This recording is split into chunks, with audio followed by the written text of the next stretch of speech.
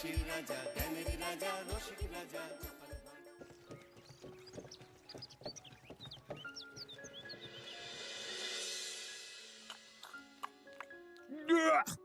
আরে বাবা, কি বিশ্রী রান্না হয়েছে! তরকারিতে কি কোনো জিরে বাটা, আদা বাটা কিছুই দেয়নি নাকি? কই গো রাধুনী ঠাকুর, কোথায় গেলে? এদিকে এসো। বলুন রানীমা। বলছি, তুমি তো রাজবাড়িতে দীর্ঘদিন ধরেই রান্না করছো, কিন্তু ইদানি তোমার রান্না এত বেস্বাদ লাগছে কেন? সে তো আমি বলতে পারবো না, আমি তো আগের মতনই রান্না করি। ছোট মুখে বড় কথা বলছি, আমি কিছু বলতে চাই রানীমা। এই তুই আবার পাকামো করতে এসছিস কেন রে? তোকে কি রানীমা ডেকেছেন নাকি? আহ, কি বলতে চাইছে শুনেই দেখি না, বলো। রানীমা, এখন আর রাধুনী ঠাকুর আগের মতো যত্ন নিয়ে রান্না করেন না। রান্নাঘরে পড়ে পড়ে ঘুমোয় আর তাড়াহুড়ো করে কোনো রকমে রান্না করে দেন। একদম বাজে কথা বলবি না। বাজে কথা না রানীমা, শিল নোড়ায় বাটতে ওনার কষ্ট হবে বলে আজকাল রাধুনী ঠাকুর শুধু জিরে ফোড়ন দিয়ে রান্না করেন। এত বেতন দিয়ে তোমাকে রাখা হয় কি এই ফাঁকিবাজির জন্যে? কি মানে ভুল হয়ে গেছে। এর যদি এই ভুল করার ইচ্ছে হয় তাহলে তল্পি তল্পা গুটিয়ে বাড়ি গিয়ে ভুল করো, মনে থাকবে? মনে থাকবে মহারাজ। কি হচ্ছে বলো তো রানী? সকালে বাগানে পায়চারি করছিলাম, দেখি মালি একটা গাছেও জল দেয়নি। এই গরমে জল না পেলে যে গাছপালাগুলো মরে যাবে। সবাইকে এবার মনে হচ্ছে বলে বলে কাজ করাতে হবে।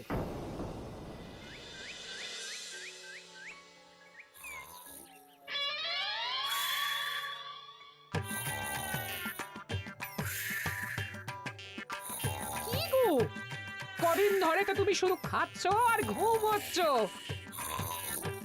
বাজার দোকান কিছুই নেই গো, রাজসভাতেও যাও না, কি যে করি। কি গো দিদা, দাদু আজও ঘুমোচ্ছে? কি বলবো বলতো? আমরা কিছু একটা ব্যবস্থা করছি, দাঁড়াও।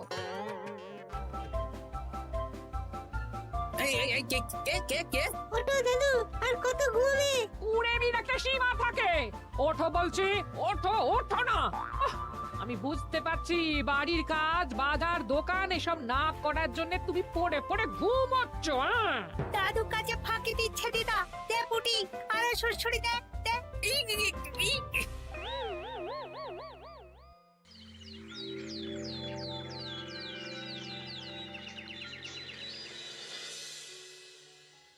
মহারাজের শরীর খারাপ না মন খারাপ?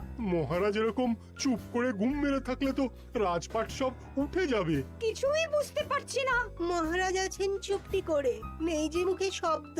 ফাঁকি দিলে এবার তাকে করব আমি জব্দ। অনেক শুয়েছি, আর নয়। মহারাজ, কে ফাঁকি দিচ্ছে? আমি তো ফাঁকি দিই না। পণ্ডিত, তুমি দিচ্ছ নাকি ফাঁকি? না না, বৈদ্য। আমি ফাঁকি দিলে সবাই ওই রোগে ভুগে মরে যাবে। আমি তো রোজ সময়ই রাজসভায় আসি, তাহলে আমি বলছি আসল কারণ। রাজবাড়ির রাধুনী ফাঁকি দিচ্ছে, আর 3 দিন ধরে রাজসভায় গোপাল বেপাত্তা। হ্যাঁ, এই গোপাল বেটাই আসল ফাঁকিবাজ। ওকে বরখাস্ত করে দিন। গোপালকে যদি বরখাস্ত করা হয় তাহলে বিপদে আপদে মহারাজের পাশে দাঁড়াবে কে? অসময় মহারাজ বুদ্ধি পাবেন কার কাছে? এই সুযোগ, এই সময় গোপালকে মহারাজের চক্ষুশূল করতে হবে, তাহলে আমি একেবারে জেঁকে বসতে পারবো। মহারাজ, গোপাল ঠিক কতটা ফাঁকিবাজ হয়ে উঠেছে তার কোনো ইয়ত্তা নেই। হ্যাঁ বলুন তো। বেটা গোপাল কোনোদিন সঠিক সময়ে রাজসভায় আসে না, কোনো দিন তো আসেই না, যেমন আজকেও আসেনি। আর না এলে মহারাজকেও কারণটা জানায় না। আপনাকে সম্মান করা তো দূরের কথা, কোনো ভ্রুক্ষেপই করে না। এটা কিছুটা হলেও মন্ত্রী মশাই ঠিক কথা বলছেন। হ্যাঁ, এ তো একদম সঠিক কথা। ঠিক বলেছ। প্রহরী, প্রহরী, বলুন মহারাজ। তুমি আরেকজনকে সাথে নিয়ে এক্ষুনি গোপালকে তুলে নিয়ে এসো। আচ্ছা মহারাজ। বলি, তুমি আজকেও রাজসভায় কামাই করবে? অর্ধেক দিন কামাই করলে বেতন কাটা যাবে গো। গিন্নিমা, গোপালকে মহারাজ ডাকলেন। ওই দেখো, রাজবাড়ি থেকে প্রহরীও ডাকতে এসেছে। ওহ, মহারাজের আদেশ না শুনলে তোমাকে তুলে নিয়ে যেতে বাধ্য হব। আরে দাঁড়িয়ে দেখছিস কি? তুলে নিয়ে চল। ঠিক বলেছিস, তুই হাত ধর আর আমি পা ধরি। আমরা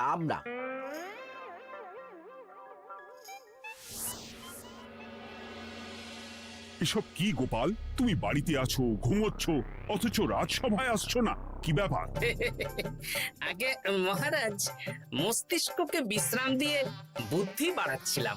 অনেক ব্যবহার হয়েছে তো, তাই একটু বিশ্রাম দরকার আর কি। আমার পুরো রাজসভাটাই ফাঁকিবাজ। আমি সবাইকেই বিদায় করব, আর গোপালকেও। এই সেরেছে, আমি ফাঁকিবাজ নই মহারাজ। আমি খোঁজ নিয়ে দেখেছি, সবাই কম বেশি গায়ে হাওয়া লাগিয়ে ঘুরছে। মহারাজ, আমি তো নদীর পাড়ে বসে শীতল হাওয়া গায়ে লাগাই, তবেই তো ঢেউয়ের মতো আমার ছন্দ আসে। কেউ ফাঁকিবাজ না মহারাজ, আসল ফাঁকিবাজ গোপাল। মহারাজ, আমি যদি দরকারে আপনাকে বুদ্ধি দিয়ে, ফাঁকা সময়ে বিশ্রাম দিয়ে ফাঁকিবাজ হই, তাহলে মন্ত্রী মহা ফাঁকিবাজ। কারণ মন্ত্রীর কাজ রাজাকে বুদ্ধি দেওয়া, তা তিনি করেন না বলেই আমাকে দরকার পড়ে। আমি তো ভাঁড়, আমি শুধু হাসাবো, এটাই আমার কাজ। তাতে কি, সেনাপতিও তো সেনাপ্রধান, ও কি যুদ্ধ করে? রাজ্যে শান্তি শৃঙ্খলা বজায় আছে, তাহলে যুদ্ধ করে হবেটা কি? হ্যাঁ, অকারণে পায়ে পা দিয়ে যুদ্ধ বাঁধাবো নাকি? হ্যাঁ, যত সব। যখন তখন বিপদ আসতে পারে, তাই যুদ্ধের জন্য সব সময় সামরিক শক্তিকে প্রস্তুত থাকা দরকার। হ্যাঁ, এটা গোপাল ঠিক বলেছে। সেনাপতিকে তো কোনোদিন সেসব নিয়ে মহড়াও করতে দেখি না। তাহলে দাঁড়ালো 3 জন ফাঁকিবাজ। মূল অভিযুক্ত গোপাল দিন রাত কামাই করে, মন্ত্রী মহারাজকে বুদ্ধি দেয় না, আর সেনাপতি যুদ্ধের প্রস্তুতি নেয় না। এই 3 জনকে আমি বিদায় করব। এই সেরেছে, এ তো দেখছি বিনা মেঘে বজ্রপাত।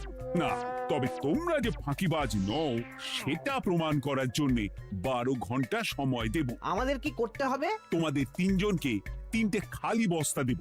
প্রত্যেকে ওই খালি বস্তা নিয়ে জঙ্গলে যাবে, আর এই 12 ঘন্টার মধ্যে জঙ্গল থেকে বস্তা ভরে আনবে। একটা বস্তা ভরার জন্য 12 ঘন্টা সময়? এ তো খুবই সহজ কাজ।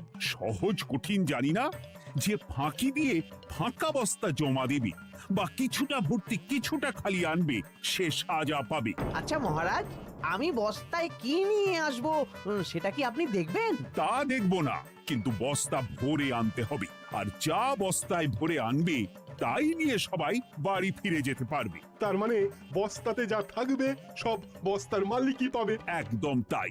বুঝে গেছি, ভিতরে কোনো গভীর পরিকল্পনা আছে। প্রহরী, প্রহরী, তুমি এই 3 জনকে 3টে বস্তা দিয়ে দাও। যথা আজ্ঞা মহারাজ। আর বাকি সভাসদেরা আজকে রাজসভাতেই থাকো।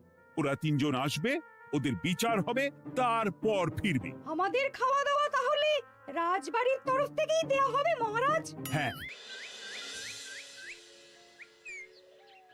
জঙ্গলে তো যাচ্ছি, কি নেব? গোপাল, আমি বলি কি, তুমি বরং আমার বস্তায় ঢুকে যাও, আমি তোমাকেই নিয়ে ফিরে যাই, ল্যাটা চুকে যাবে। আপনি যদি একা আমাকে বস্তায় ভরে নিয়ে যেতে পারেন তো চলুন। একা? এই সেরেছে। দাঁড়ান, আমি আপনার কাঁধে চড়ে দেখি আপনি আমাকে বইতে পারবেন কি পারবেন না। না না, মুখ ফসকে বলে ফেলেছি, মাথা খারাপ নাকি? তাহলে নিজের মতন থাকুন।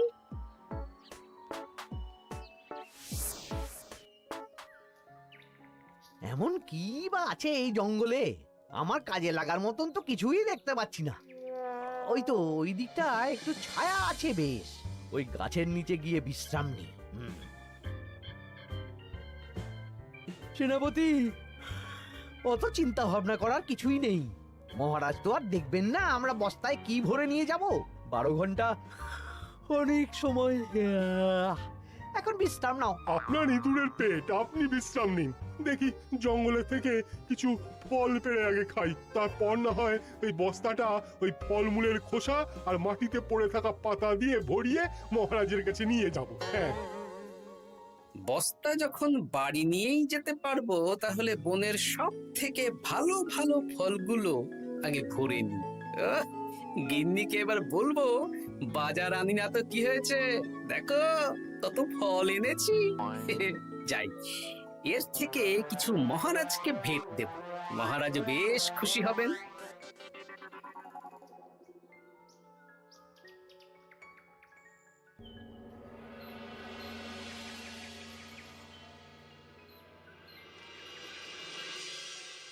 উফ, এই এত বড় জ্বালার মতো পেটখানা নিয়ে এই পেল্লাই গাছে উঠবো কি করে? দূর দূর, আশেপাশে ঢিল পাথরও দেখতে পাচ্ছি না। এই বুড়ো বয়সে হাড়গোড় ভাঙলে সে এক খারাপ ব্যাপার হবে। আরে দূরে ওদিক থেকে আওয়াজ পাওয়া যাচ্ছে, তার মানে এই বনে কেউ এসেছে। ভাই মদন, এই গাছটা ঝড়ে ভেঙে অনেক দিন পড়েছিল, এটা তো নেবই। তুই ওদিকে দেখ, কত মোটা একটা সেগুন গাছ রে। ওই গাছটা নিয়ে গেলে আমরা 1 বছর বসে খেতে পারবো। তাহলে আর দেরি কেন, হাত লাগা। আরে আরে আরে করো কি, এগুলো সব আমাদের মহারাজ কৃষ্ণচন্দ্রের পছন্দের গাছ। ভুলেও এই গাছ কেটে নিয়ে যাওয়ার ভাবনা চিন্তা করো না। আর ওই সেগুন গাছটা তো মহারাজের সবচেয়ে প্রিয়। আরে মহারাজ কি করে জানবে শুনি, এই বনে তো তিনি ভুল করেও আসেন না। এই যে আমি আসি, আমি মহারাজের দূত। তোমরা যদি ভুল করে ওই সেগুন গাছে হাত দাও, তাহলে কিন্তু তোমাদের গর্দান যাবে। এই সেরেছে, কিন্তু আমরা তো কাঠুরিয়া, কাঠ ছাড়া পেট চালাবো কি করে? সে তোমাদের ব্যবস্থা তোমরা করো, অন্য অনেক কাজ আছে। এই সামনের গাছটা মরে পড়ে আছে, এটার কাঠ আমরা নিয়ে যেতে পারবো তো? তা পারবে, এতে অত চিন্তার ব্যাপার নেই। গোপাল আছে যখন, তখন এই রাজ্যের কেউ মুশকিলে থাকবেই না। শুধু তোমাদের একটা কাজ করতে হবে। কি কাজ? এই নাও বস্তা। আমার জন্য এই জঙ্গল থেকে টাটকা বিভিন্ন ফল পেড়ে এই বস্তা ভরে দাও, তাহলে মহারাজকে আর তোমাদের কথা বলবো না, বুঝলে? আর তোমাদের যাতে রাজবাড়িতে কোনো কাজ হয় সেই নিয়ে মহারাজের কাছে সুপারিশও করো, কেমন? বেশ বেশ, তুমি তাহলে এখন এখানে বিশ্রাম করো, আমরা তোমার বস্তা ভরে ফল নিয়ে আসছি। ঠিক আছে, আমি তোমাদের কুঠার পাহারা দিচ্ছি, তোমরা ভালো তরতাজা ফল বস্তায় ভরে নিয়ে এসো।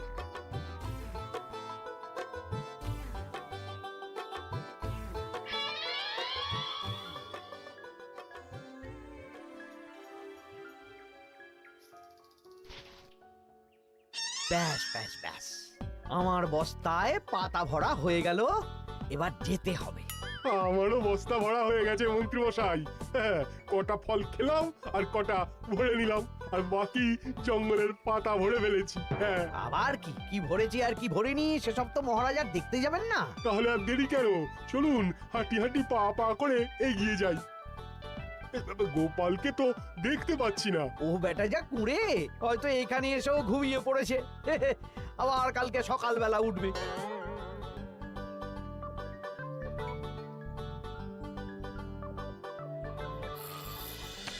এই যে ভাই, এই যে হ্যাঁ, কে কে? আমরা। ও বলো, বস্তা ভরে এনেছো? হ্যাঁ, ভরে এনেছি। তাহলে চলো রাজসভায় যাই, তোমাদের একেবারে মহারাজের সাথে পরিচয়ও করিয়ে দেবো, আর কাজের ব্যাপারেও বলবো। চলুন। চলো চলো চলো।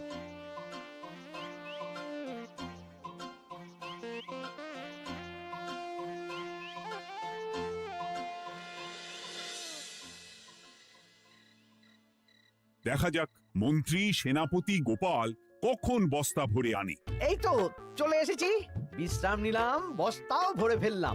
এই দেখুন মহারাজ, আমিও বস্তা ভরে এনেছি। বাহ, তোমাদের বস্তা দেখে তো মনে হচ্ছে খুব হালকা। হ্যাঁ, আপনি যখন আমাদের বস্তা ভরে কি এনেছি সেটা দেখবেন না, তখন অত খাটাখাটনি করে কি লাভ মহারাজ? কিন্তু গোপালের এখনো অবধি দেখা নেই, ও কি সোনা গয়না ভরে আনছে? গোপাল যা কুঁড়ে আর ঘুমকাতুরে, হয়তো জঙ্গলেও ঘুমিয়েই পড়েছে। মহারাজ, আপনি একটা কাজ করুন, আমাকে আর মন্ত্রী মশাইকে যুগ্মভাবে বিজয়ী ঘোষণা করে দিন, ব্যাস। এত তাড়া কিসের? বাবা বাবা বাবা, তোমরা তিনজনেই বস্তা ভরে এনেছো, আমি খুব খুশি। আমার কথা শুনে কাজ করেছো, তোমরা তিনজনেই বিজয়ী। এবার বাড়ি যাও, যাও। গোপাল কি করে বিজয়ী হয় মহারাজ?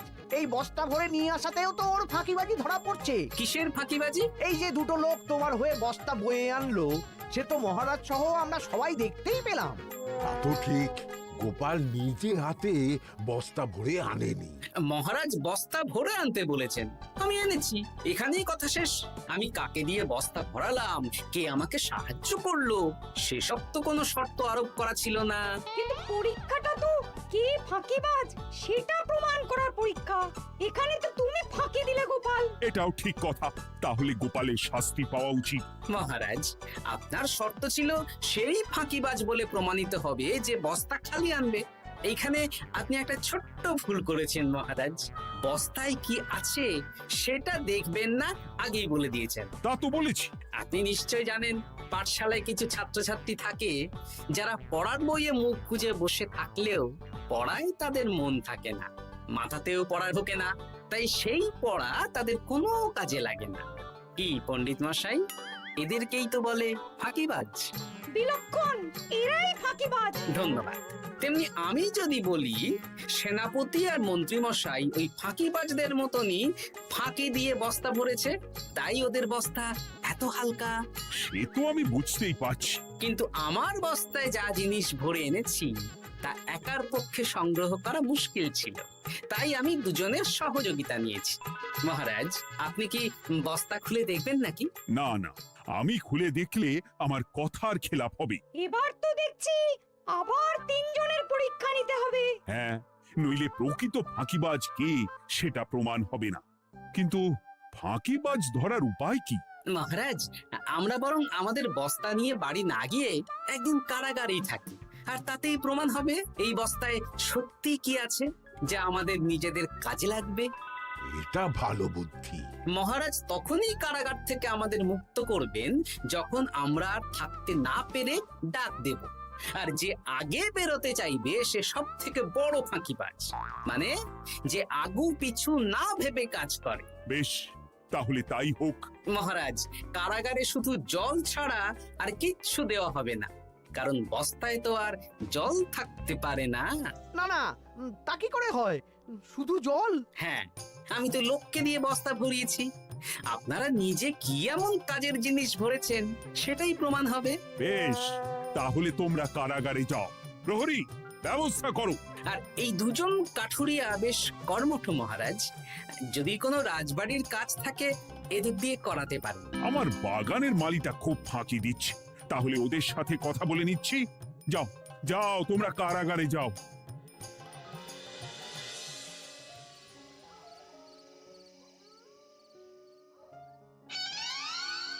ওরে বাবা রে, কি খিদে খিদে পাচ্ছে রে। দেখি বস্তায় কি আছে দেখি।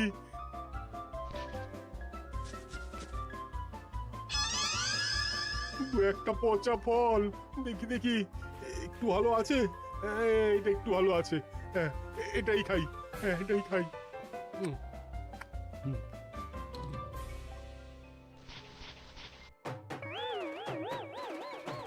আমি তো শুধু পাতা ভরেছি, কি সেরেছি? আমাকে কি জল খেয়েই কাটাতে হবে?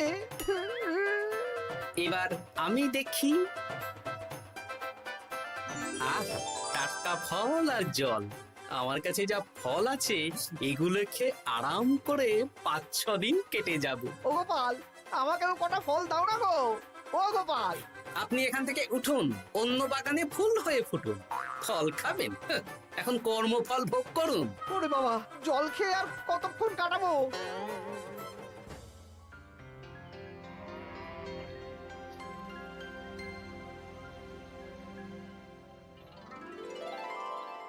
উফ, পেটটা চুই করছে, কি খিদে পেয়েছে না। আমি আমি বাড়ি যাব। আপনি বাড়ি যাবেন? হ্যাঁ। তাহলে বেরিয়ে আসুন, বেরিয়ে আসুন। বেটা গোপাল কায়দা করে এমন শর্ত দিতে বললো, পুরো ফেঁসে গেলাম। আমারও তো খাওয়ার মতন তেমন কিছু নেই, আমিও এখানে থাকবো না। আমি এখানেই আছি, ফল খাবো, জল খাবো, আর প্রকৃতির ডাক এলে একটু বাইরে যাব।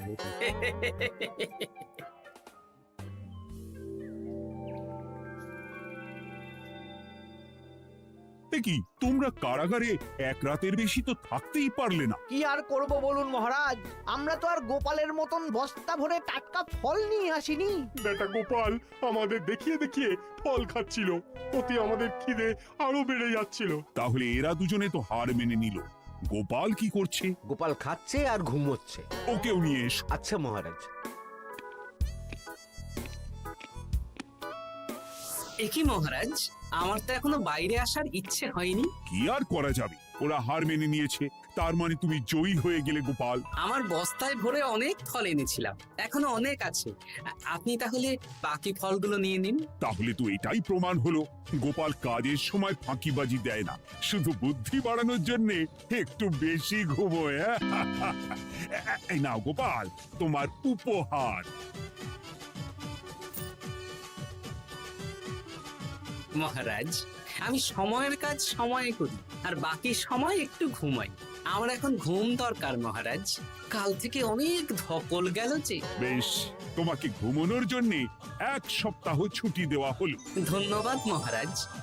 কি সেনাপতি আর মন্ত্রী মশাই, এবার বুঝলেন তো ফাঁকি দিলেই ফাঁকে পড়তে হয়, তাই কাজ করলে ভেবে চিন্তে করুন। চলি। খুব ঘুম পাচ্ছে।